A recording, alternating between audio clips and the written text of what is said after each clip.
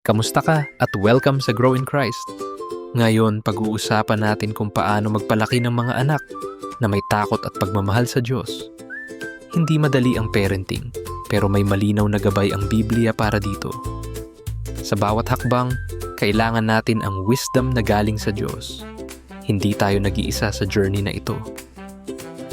Mahalagang patuloy mong i-share ang gospel sa iyong anak hanggang sa dumating ang araw na tunay nilang tanggapin si Jesus. Hindi ito one time lang. Ito ay paulit-ulit na pagtuturo ng katotohanan. Sa tamang panahon ni Lord, ang Word of God ang kikilos sa puso nila. Ang pagpapalaki ng anak ay hindi lang tungkol sa disiplina, kundi sa pagturo sa kanila kung sino si Jesus. Ang goal natin ay hindi perfect kids, kundi mga batang lumalakad kasama ang Diyos araw-araw.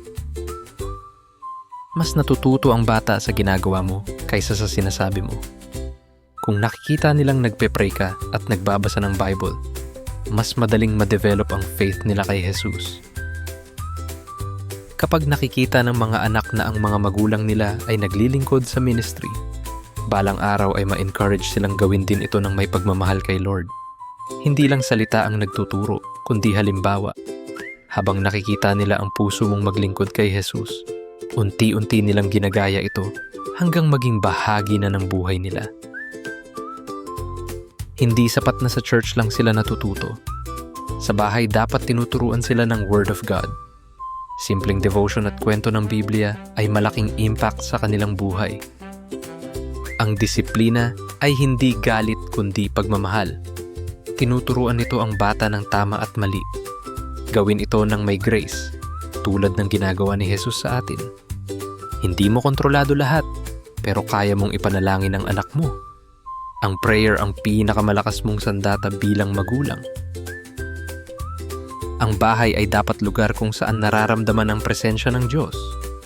Sa pamamagitan ng worship, prayer, at love, nagiging training ground ito ng faith.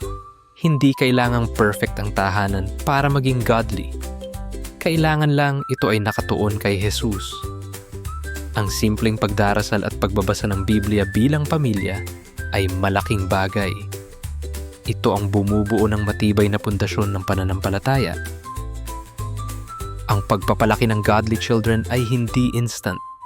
Ito ay daily commitment, teaching, guiding, loving, at trusting God.